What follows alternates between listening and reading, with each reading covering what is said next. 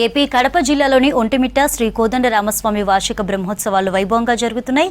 ఇందులో భాగంగా 4వ రోజు రాత్రి స్వామివారికి హనుమంత వాహన సేవ వైభవంగా నిర్వహించారు.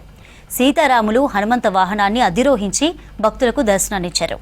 రాత్రి 7 గంటల నుంచి కేరళ డ్రమ్స్, భక్తజన బృందాల చెక్క భజనలు, కోలాటాలతో వాహన సేవ కోలాహలంగా జరుగుతాయి. భక్తుల అడుగడుగునా కర్పూర హారతులు సమర్పించారు. వాహన సేవలో డిప్యూటీ ఈవో నటేష్ బాబు, ఆలయ అర్చకులు, భక్తులు పెద్ద సంఖ్యలో పాల్గొన్నారు.